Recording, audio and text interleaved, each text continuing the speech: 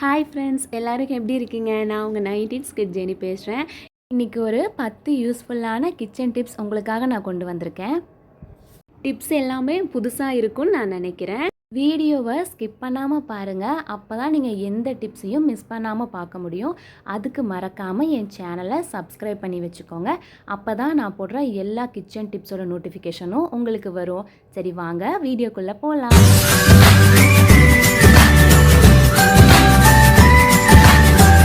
Tip number 1 பார்க்கலாம். இப்போ இருக்க பரபரப்பான உலகத்தில் பார்த்திங்க அப்படின்னா, நம்ம காலையில் எழுந்திரிச்சு ஈஸியாக லேடிஸ் செய்கிற ஒரே டிஃபன் பார்த்திங்கன்னா இட்லி, தோசை தான் நம்ம சொல்லுவோம். நம்ம அரிசி, உளுந்து பார்த்திங்கன்னா கரெக்டான ரேஷியோவில் நம்ம பார்த்து தான் மாவு அரைப்போம். பட் அந்த மாதிரி பண்ணியுமே சில இட்லிலாம் பார்த்திங்கன்னா சாஃப்டாக இல்லாமல் ரொம்ப கல் மாதிரி ஒரு மாதிரி நல்லாவே இல்லாமல் இருக்கும். அந்த மாதிரி இருக்கவங்களுக்காக தான் இந்த டிப்ஸ் நான் சொல்கிறேன். நம்ம மிச்சமாகிற ஒயிட் ரைஸ் இருக்குது பார்த்திங்களா, அந்த வெள்ளை சாதத்தை ஒரு கைப்பிடி எடுத்து அரிசி அரைக்கிறப்ப பார்த்திங்கன்னா அந்த மாவில் போட்டு அரைச்சிருங்க. அந்த மாதிரி நீங்கள் சாப்பாட்டு வெள்ளை சாதத்தை நீங்கள் மாவு அரைக்கும் போது மிக்ஸ் பண்ணி அரைக்கிறப்ப பார்த்திங்க அப்படின்னா நல்லா இட்லி நீங்கள் சுடும்போது நல்லா பஞ்சு மாதிரி சாஃப்டாக வரும். இதே மெத்தடை தான் நீங்கள் ஆப்பத்துக்கும் நிறைய பேர் யூஸ் பண்ணுவாங்க. ஸோ அந்த மெத்தடையே நீங்கள் இதுக்கும் யூஸ் பண்ணி பாருங்கள். இட்லியில் நல்லா பஞ்சு மாதிரி வரும், தோசையுமே நல்லா வரும். நல்லா ஒரு கைப்பிடிக்கு வெள்ளை சாதத்தை போட்டு மிக்ஸ் பண்ணி நீங்கள் அரைச்சி பாருங்கள். உங்களுக்கு ஒரு தடவை ட்ரை பண்ணி பார்த்தீங்கன்னா உங்களுக்கே அந்த இட்லியோட டிஃப்ரென்ஸ் கண்டிப்பாக தெரியும். சரி, நம்ம டிப் நம்பர் 2 என்னன்னு சொல்லிட்டு பார்க்கலாம் வாங்க. டிப் நம்பர் 2 பார்க்கலாம். நம்ம இதில் என்ன பார்க்க போகிறோம்னு பார்த்திங்கன்னா, நம்ம வீட்டில் பார்த்திங்கன்னா ஊறுகாய் போடுவோம். அது எந்த ஊறுகாவாக இருந்தாலும் சரி, மாங்காய் ஊறுகாய், லெமன் ஊறுகாய், எந்த ஊறுகாவாக இருந்தாலும் சரி, அதை நம்ம வீட்டில் செஞ்சு சாப்பிடும்போது பார்த்திங்கன்னா ரொம்ப டேஸ்ட்டாக இருக்கும். அந்த மாதிரி யூஸ்ஃபுல்லான டிப்ஸ் தான் நான் ஒன்று சொல்ல போகிறேன். நீங்கள் ஊறுகாய் பண்ணுறதுக்கான எல்லா ப்ரொசீஜருமே நீங்கள் பண்ணதுக்கப்புறமா நான் என்ன டிப்ஸ் சொல்ல போகிறேன்னு பார்த்தீங்க அப்படின்னா, ஒரு பாட்டிலில் நம்ம ஸ்டோர் பண்ணுவோம் பார்த்திங்களா, அந்த மாதிரி பாட்டிலில் ஸ்டோர் பண்ணும்போது கொஞ்ச நாளே பார்த்திங்க அப்படின்னா ஃபங்கஸ்லாம் ஃபார்ம் ஆக ஆரம்பிச்சிரும். சுற்றி இந்த பூஞ்சைகள் எல்லாமே வர ஆரம்பிச்சிரும். அந்த மாதிரி வராமல் இருக்கிறதுக்கு நீங்கள் என்ன பண்ணலாம் அப்படின்னா, நீங்கள் ஒரு பாட்டிலில் ஸ்டோர் பண்ணுறதுக்கு முன்னாடி நான் சொல்கிறத நீங்கள் ஃபாலோ பண்ணுங்கள். கொஞ்சமாக அந்த மாதிரி பாட்டிலில் ஆயில் விட்டு எடுத்துருங்க. ஆயிலை ஃபுல்லாக அப்ளை பண்ணிடுங்க. கொஞ்சமாக நல்லெண்ணெயை விட்டுட்டு அதை ஃபுல்லாக பாட்டில் முழுக்க பரவுற மாதிரி கை வச்சு பண்ணாதீங்க. கொஞ்சமாக ஆயிலை உள்ளே விட்டுட்டு பாட்டில் அப்படியே சுற்றி விடுங்க, ஃபுல்லாக அப்ளை ஆகிற மாதிரி.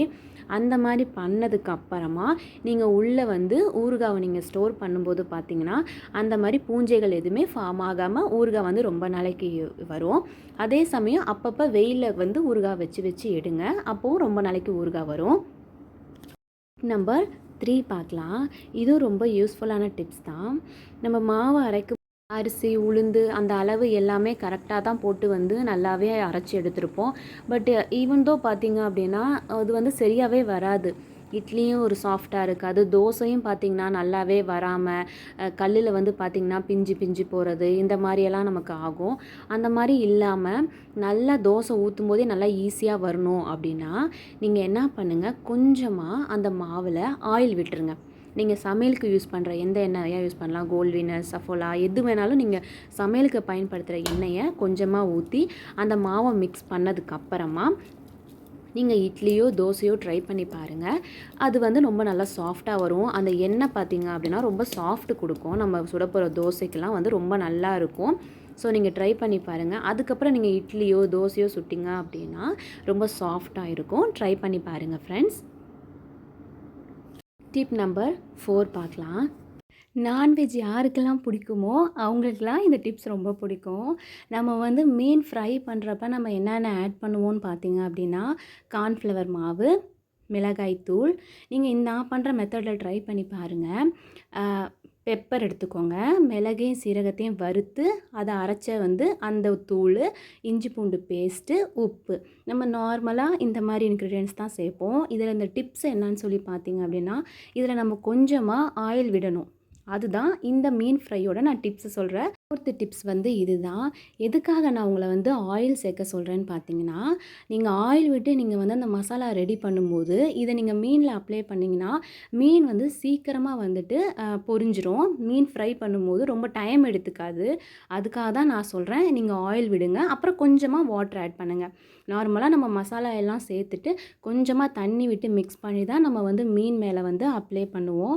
பட் இதில நான் என்ன சொல்றேன் அப்டின்னா, நீங்க ஆட் பண்ற மசாலா எல்லாத்தையுமே ஆட் பண்ணிட்டு, கொஞ்சமா ஆயில் விட்டு மிக்ஸ் பண்ணிட்டு, கொஞ்சம் வாட்டர் ஆட் பண்ணிட்டு, அதுக்கப்புறம் மீன்ல வந்து அப்ளை பண்ணிருங்க. மீனை ஃபுல்லாக அந்த மசாலா எல்லாத்தையுமே நீங்கள் அப்ளை பண்ணதுக்கப்புறமா கொஞ்ச நேரம் அதை கொண்டு போய் நம்ம வெயிலில் வச்சிடலாம். வீட்டில் வந்துட்டு கொஞ்சம் வந்து சில பேர் ஃப்ரீசரில் வைப்பாங்க கொஞ்சம் நேரம், இல்லைனா வந்துட்டு வெளியிலேயே வந்து வைப்பாங்க, ஃபேனுக்கு கீழே அந்த மாதிரி காற்று படுற மாதிரி வைப்பாங்க. பட் நான் சொல்கிற மெத்தடில் பண்ணுங்கள். நான் வந்து எங்கள் வீட்டில் இருக்க மொட்டை மாடிக்கு எடுத்துகிட்டு போயிட்டு அங்கே வெயிலில் வச்சுட்டேன். கொஞ்ச நேரம் நீங்கள் இப்படி வெயிலில் ட்ரை ஆக விட்டுட்டீங்க அப்படின்னா மசாலா ஃபுல்லாக நல்லா அதில் வந்து ஊறி நல்லா காஞ்சி ரெடி ஆயிரும். அதுக்கப்புறமா நீங்கள் ஃப்ரை பண்ணிங்க அப்படின்னா ரொம்ப டேஸ்ட்டாகவும் இருக்கும், நல்லாவும் இருக்கும். நான் சொல்கிற இந்த மெத்தடில் ட்ரை பண்ணுங்கள். நான் ஆட் பண்ண மசாலா என்னென்னு பார்த்தீங்கன்னா, இன்னொரு தடவை சொல்கிறேன், வீடியோ சரியாக பார்க்காதவங்களுக்காக. கார்ன்ஃப்ளவர் மாவு, மிளகாய்த்தூள், மஞ்சத்தூள், உப்பு, இஞ்சி பூண்டு பேஸ்ட், அதுக்கப்புறமா மிளகு சீரகத்தையும் வறுத்து அந்த மிளகுத்தூளை வந்து கொஞ்சம் ஆட் பண்ணியிருக்கேன். அப்புறம் கொஞ்சம் ஆயில் விட்டுட்டு வாட்டரை ஆட் பண்ணி மிக்ஸ் பண்ணிவிட்டு, அதுக்கப்புறமா நான் வந்து கொஞ்சம் நேரம் வந்து ஃபுல்லாக மசாலாலாம் தடவிட்டு வெயிலில் போய் நல்லா கொஞ்சம் நேரம் காய விட்டுட்டேன். அதுக்கப்புறமா நீங்கள் வந்து இதை வந்து ஆயில் ஊற்றி நீங்கள் ஃப்ரை பண்ணிங்க அப்படின்னா மீன் வந்து ரொம்ப டேஸ்ட்டாக இருக்கும். இந்த மெத்தடில் ட்ரை பண்ணி பாருங்கள். மீன் ஃப்ரை வந்து ரொம்ப டேஸ்ட்டாக இருக்கும். உப்பும் ஆட் பண்ணிக்கோங்க. இது வந்து ஃபஸ்ட்டு மெத்தட். நான் வந்து இன்னொரு மெத்தட்லேயும் பார்த்தீங்கன்னா மீன் ஃப்ரை பண்ணுவேன். அந்த ஃப்ரை வந்து எப்படின்னு பார்த்தீங்கன்னா, மிக்ஸி ஜாரில் நம்ம வெங்காயம், தக்காளி, அப்புறம் அந்த மசாலா ஐட்டம்லாம் போட்டு மிக்ஸி ஜாரில் அரைச்சி அந்த பேஸ்ட்டை எடுத்து நம்ம மீன் மேலே அப்ளை பண்ணிவிட்டு அதுக்கப்புறம் ஃப்ரை பண்ணுற ஒரு மெத்தட். அதை வந்து நான் நெக்ஸ்ட்டு வீடியோவில் நான் உங்களுக்கு வந்து எப்படி பண்ணுறதுன்னு சொல்லிவிட்டு நான் உங்களுக்கு அது ஒரு வீடியோவாக மேக் பண்ணுறேன். நீங்கள் இப்போதைக்கு இந்த மெத்தட் எப்படின்னு சொல்லி தெரிஞ்சுக்கோங்க. இப்போ நம்ம வந்து நெக்ஸ்ட்டு டிப்பு பார்க்கலாம். டிப் நம்பர் 5 பார்க்கலாம். இந்த டிப் ரொம்ப யூஸ்ஃபுல்லாக இருக்கும்னு நான் நினைக்கிறேன். நம்ம பூண்டெல்லாம் பார்த்திங்கன்னா வாங்கிட்டு வந்ததுக்கப்புறமா அது இந்த மாதிரி ஒரு காய்கூடையில் வந்து நம்ம எடுத்து வச்சுருவோம். பூண்டை நம்ம இப்படியே வைக்கிறப்ப பார்த்திங்கன்னா, இப்போ ஒரு பல்லில் ஒரு பூண்டு அழுக ஆரம்பிச்சிச்சு அப்படின்னா மற்றபடி எல்லா பல்லுமே வீணாக போயிடும். ஸோ அதனால் எப்போயுமே நம்ம பூண்டை வந்துட்டு ஒத்தையாக எடுத்து இப்போ நான் வீடியோவில் காட்டுறேன் பார்த்தீங்களா, அந்த மாதிரி இந்த மாதிரி நீங்கள் ஒன்று ஒன்றா எடுத்து நீங்கள் வைக்கும்போது பார்த்திங்க அப்படின்னா பூண்டு ரொம்ப நாளைக்கு வரும். நம்ம உரிக்கிறதுக்குமே கொஞ்சம் ஈஸியாக இருக்கும். அந்த மாதிரி நீங்கள் பண்ணுற நேரத்தில் பார்த்தீங்கன்னா, இப்போ அந்த வேஸ்ட்டாக போகுது பார்த்தீங்களா, அந்த பூண்டு தோலோட அந்த காம்பு இருக்குது பார்த்தீங்களா, அதெல்லாம் நம்ம என்ன பண்ணுவோம் அப்படின்னா தூக்கி போட்டுருவோம். யூஸ் பண்ண அந்த இதெல்லாம் எடுத்துகிட்டு நம்ம தூக்கி போட்டுருவோம். அதெல்லாம் நீங்கள் தூக்கி போடாமல் அதை வச்சு நம்ம இன்றைக்கி ஒரு டிப்பு பார்க்க போகிறோம். என்ன அப்படின்னு பார்த்தீங்க அப்படின்னா, நம்ம வந்து அரிசி, பருப்பு, உளுந்து இந்த மாதிரி எல்லா பருப்பு வகையுமே நான் சொல்கிறேன். எல்லாத்துலேயுமே பார்த்திங்கன்னா நாளாக வண்டு, பூச்சி, புழு இந்த மாதிரிலாம் வந்துட்டு வர ஆரம்பிக்கிறோம். இந்த வண்டு பூச்சியெல்லாம் வராமல் இருக்கிறதுக்காக ஒரு ஸ்மால் டிப் தான் இது. இந்த மாதிரி நீங்கள் வந்துட்டு க்ளீன் பண்ணி ஒத்தையாக எடுத்து வச்சதுக்கப்புறமா அந்த காம்பை எடுத்து அரிசி வைக்கிற அந்த நீங்கள் அரிசி எதில் ஸ்டோர் பண்ணி வைப்பீங்களோ அந்த இதுலேயும் பருப்பு, உளுந்து அந்த மாதிரி இருக்கிறதுலலாம் அந்த பூண்டோட அந்த காம்பை கொண்டு போய் நீங்கள் உள்ளே வச்சிட்டிங்க அப்படின்னா வண்டு பூச்சியெல்லாம் வராமல் நம்ம அதை தடுக்கலாம். இந்த மாதிரி நம்ம வேஸ்ட்டாக போகிற பூண்டு காம்பை தூக்கி போடாமல் அதை நம்ம வீட்டில் இருக்க ஒரு பொருளில் இந்த மாதிரி வைக்கிறனால நமக்கு தான் பெனிஃபிட். ஸோ இந்த மாதிரி ட்ரை பண்ணி பாருங்கள் ஃப்ரெண்ட்ஸ். டிப் நம்பர் 6 பார்க்கலாம். இது வந்து பார்த்திங்கன்னா வெள்ளரி பிஞ்சு இருக்குது பார்த்திங்களா, குக்கும்பர், அதை பற்றின ஒரு டிப்ஸ் தான் நம்ம பார்க்க போகிறோம். நம்ம வெள்ளரி பிஞ்சு வாங்கிட்டு வந்து சாப்பிட்றப்ப ஒரு சில பழம் மட்டும் பார்த்திங்க அப்படின்னா கொஞ்சமாக கசப்பு மாதிரி இருக்கும். வாயில் சாப்பிடும்போது நமக்கு வந்து கசப்பு தட்டும். ஏன் அந்த மாதிரி இருக்குது அப்படின்னு பார்த்திங்கன்னா, நார்மலாகவே வெள்ளரி பிஞ்சில் பார்த்திங்கன்னா கியூக்யூர் பிட்டாசின்னு சொல்லிட்டு ஒரு கெமிக்கல் வந்துட்டு உள்ளே இருக்கும். அது வந்துட்டு விஷம் அந்த மாதிரிலாம் கிடையாது. அது வந்து ஒரு ஒரு கெமிக்கல் லிக்விட் மாரி. அது வந்து எல்லா வெள்ளரி பிஞ்சிலயுமே இருக்கும். அது வந்து அதனால மட்டும் தான் அந்த கசப்பு தன்மை வரும். நீங்க வாங்கிட்டு வந்ததுக்கப்புறம் பார்த்தீங்கன்னா, இப்ப நான் பண்றேன் பார்த்தீங்களா? இந்த மாரி நீங்க பண்ணும்போது, அதில வந்து வெள்ளையா ஒரு மாரி நுரை மாரி வரும். இந்த வெள்ளரி பிஞ்சில வந்து பார்த்தீங்க அப்படின்னா, அது வரல. ஆனா அது வந்து அந்த கசப்பா இருக்குன்னு சொல்றேன் பார்த்தீங்களா? அந்த மாரி வெள்ளரி பிஞ்சில வந்து கண்டிப்பா அந்த ஒயிட்டா வரும். அத வரதுக்கான ரீசன் வந்து பார்த்தீங்கன்னா, இந்த லிக்விட் சொன்னேன் பார்த்தீங்களா? கெமிக்கல் சொன்னேன் பார்த்தீங்களா? கியூக்யூர்பிட்டாசின். அதனால தான் அந்த நுரை வரும். அந்த நுரை எப்படி வருங்கிறத நான் ஒரு ஃபோட்டோ கிளிப் வந்து ஆட் பண்ணியிருக்கேன். அத பார்த்துக்கோங்க. ஸோ இந்த மாரி நீங்க வாங்குற ஒரு வெள்ளரி பிஞ்சில அந்த மாரி கசப்பு தன்மை இருக்கு அப்படின்னா, நீங்க இந்த மாரி ட்ரை பண்ணிட்டு சாப்பிடும்போது, அந்த கசப்பு தன்மை ஃபுல்லா வெளில வந்துரும். ட்ரை பண்ணி பாருங்க. டிப் நம்பர் 7 பார்க்கலாம். நம்ம வீட்டில் யூஸ் பண்ணாமல் வேஸ்ட்டாக எக்ஸ்பைரி ஆன மாத்திரைகள் வந்து நம்ம வீட்டில் டேப்லெட்ஸ் இருக்கும். அந்த டேப்லெட்ஸ்லாம் நம்ம தூக்கி போட்டுருவோம். பட் நீங்கள் அதெல்லாம் இனிமேல் தூக்கி போடாதீங்க.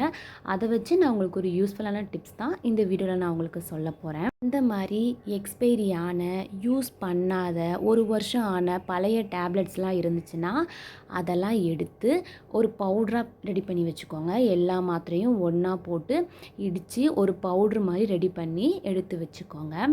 இந்த பவுடரை நம்ம என்ன பண்ணலான்னு பார்த்தீங்க அப்படின்னா, நீங்கள் உங்கள் வீட்டில் செடி, மரங்கள்லாம் இருக்குது அப்படின்னா, அந்த செடிகளோட அந்த மண்ணிலலாம் போய் நீங்கள் தூவி விட்டீங்க, அந்த மாதிரி பண்ணீங்க அப்படின்னா, அந்த மருந்தில் இருக்க அந்த பவர் இருக்குது பார்த்தீங்களா, அதெல்லாம் அந்த செடிக்கு இறங்கி, செடி பார்த்தீங்க அப்படின்னா நல்லா வளர ஆரம்பிக்கும். ஸோ இந்த மாதிரி உங்களால் அந்த பவுட்ரு பண்ண முடியலன்னா, மாத்திரையை மட்டும் முழுசாவது கூட நீங்கள் வந்து மண்ணுக்குள்ளே வந்து புதைச்சி விட்டுருங்க. செகண்ட் டிப் என்னன்னு பார்த்தீங்க அப்படின்னா, இந்த மாத்திரைகள் எல்லாத்தையுமே பவுட்ரு பண்ணி எடுத்துக்கிட்டீங்க பார்த்தீங்களா, அந்த பவுடரை எடுத்துகிட்டு போய் உங்கள் பாத்ரூமில் இருக்க அந்த கரைகள்லாம் இருக்கும் பார்த்தீங்களா, நம்ம நல்லா ப்ரஷ் வச்சு தேய்ச்சி பாத்ரூமை கழுவி விட்டுருப்போம். இருந்தாலுமே ஒரு சில கரைகள்லாம் வந்து போகாமல் அது அப்படியே படிஞ்சு இருக்கும். அதெல்லாம் இந்த பவுடரை தூவி நீங்கள் அதுக்கப்புறம் ப்ரஷ்ஷை வச்சு பாத்ரூமை தேய்ச்சி நீங்கள் கழுவி விடும்போது பார்த்தீங்க அப்படின்னா, நல்லா பாத்ரூம் பளிச்சுன்னு சுத்தமாயிரும். அதுக்கு நீங்கள் இந்த பாத்ரூமில் இந்த மாத்திரையோட அந்த பவுடரை வந்து நீங்கள் யூஸ் பண்ணிக்கலாம். நல்லா பாத்ரூமே நல்லா பளிச்சுன்னு க்ளீனாக ஆயிரும். ட்ரை பண்ணி பாருங்கள் ஃப்ரெண்ட்ஸ். இந்த டிப்ஸ் உங்களுக்கு பிடிச்சிருந்துச்சு அப்படின்னா என் சேனலை மறக்காமல் சப்ஸ்கிரைப் பண்ணி இந்த வீடியோக்கு ஒரு லைக் பண்ணிடுங்க. டிப் நம்பர் 8 பார்க்கலாம் வாங்க.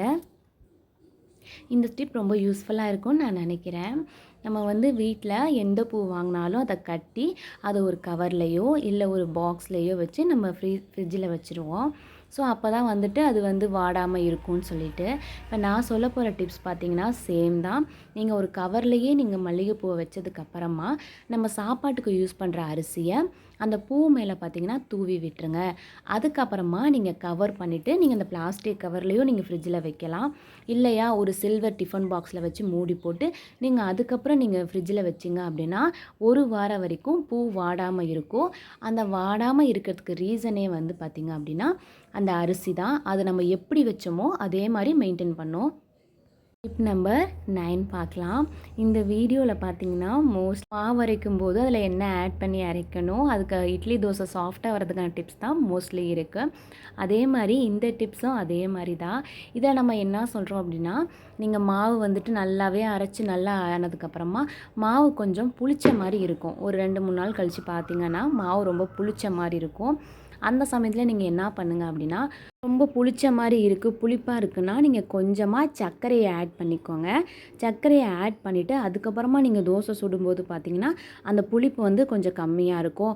அப்படியே இல்லைன்னா கொஞ்சமாக பாலை மிக்ஸ் பண்ணிக்கோங்க. பாலை மிக்ஸ் பண்ணிவிட்டு நீங்கள் அதுக்கப்புறம் நீங்கள் தோசை சுடும் பார்த்தீங்கன்னா அந்த புளிப்பு தன்மை வந்து கொஞ்சம் கம்மியாக இருக்கும். ஸோ இந்த அதுக்கப்புறம் நீங்கள் தோசை சுட்டு பார்த்தீங்க அப்படின்னா கண்டிப்பாக உங்களுக்கு அந்த டிஃப்ரென்ஸ் தெரியும் ஃப்ரெண்ட்ஸ். டிப் நம்பர் 10 பார்க்கலாம். இதில் நம்ம மாங்காய் பச்சடி செய்கிறதுக்கான ஒரு டிப்ஸ் தான் நான் உங்களுக்கு சொல்ல போகிறேன். மாங்காய் பச்சடி நீங்கள் எப்பயுமே சில்வர் பாத்திரத்தில் தான் செய்வீங்க. ஆனால் நீங்கள் பானையில் செஞ்சு பாருங்கள், அதோட டேஸ்ட்டு வந்து டோட்டலாக வேறு மாதிரி தெரியும். நம்ம அந்த மாதிரி செய்கிறப்ப பார்த்திங்கன்னா மாங்காவை பீசஸாக கட் பண்ணி அதுக்கப்புறம் மாங்காய் பச்சடி செய்வாங்க. ஒரு சில பேர் மட்டும்தான் துருவி போட்டு செய்வாங்க. நான் உங்களுக்கு என்ன டிப்ஸ் சொல்கிறேன்னு பார்த்தீங்கன்னா, நீங்கள் மாங்காய் பச்சடி செய்கிறீங்க அப்படின்னா அதை கட் பண்ணி பீசஸாக செய்கிறத விட பெட்டர் பார்த்தீங்க அப்படின்னா, நீங்கள் இந்த மாதிரி மாங்காவோட தோலெல்லாம் ரிமூவ் பண்ணிவிட்டு இந்த மாதிரி கிரேட்டரில் வந்து துருவி அதுக்கப்புறம் நீங்கள் வந்து மாங்காய் பச்சடி வந்து பானையில் செய்யும்போது பார்த்தீங்க அப்படின்னா மாங்காய் வேகிறதுக்கு வந்து ரொம்ப டைம் எடுத்துக்காது. சீக்கிரமாக பார்த்திங்கன்னா மாங்காய் வெந்து வந்துடும். அதே மாதிரி டேஸ்ட் வைஸ் பார்த்திங்கன்னா நம்ம பானையில் செய்கிறனால நல்லா டேஸ்ட்டாக இருக்கும். ஸோ இந்த டிப்ஸ் உங்களுக்கு நான் பிடிக்கும்னு நினைக்கிறேன். நம்ம சேனலில் பார்த்திங்கன்னா மாங்காய் பச்சடி வந்து மண்பானையில் செய்கிறது எப்படின்னு சொல்லிட்டு ஒரு வீடியோ போட்டிருக்கேன். மாங்காய் ஊறுகாய் மண்பானையில் செய்வது எப்படின்னு சொல்லிட்டு ஒரு வீடியோ போட்டிருக்கேன். எல்லாமே நம்ம சில்வர் பாத்திரத்தில் விட இந்த மாதிரி மண்பானை பாத்திரத்தில் செய்யும்போது பார்த்திங்கன்னா டேஸ்ட்டும் நல்லாயிருக்கும். ரொம்ப நாளைக்கு வந்து நல்லா கெட்டு போகாமல் வீணாகாமல் இருக்கும். ஸோ இந்த மாதிரி வீடியோஸ்லாம் உங்களுக்கு வேணும்னா மறக்காமல் என் சேனலை சப்ஸ்கிரைப் பண்ணி வச்சுக்கோங்க ஃப்ரெண்ட்ஸ். அப்போ தான் நான் போடுற எல்லா வீடியோஸோட நோட்டிஃபிகேஷனும் உங்களுக்கு வரும். வீடியோவோட லிங்க்கை வந்து நான் மேலே ஐகார்டில் கொடுக்குறேன், கிளிக் பண்ணி பாருங்கள். அப்படியே நம்ம சேனலில் ப்ளேலிஸ்ட்டு போய் ஓப்பன் பண்ணி பாருங்கள், நிறைய வீடியோஸ் போட்டிருக்கேன். ஓகே, நெக்ஸ்ட் வீடியோவில் மீட் பண்ணலாம் ஃப்ரெண்ட்ஸ். பாய்.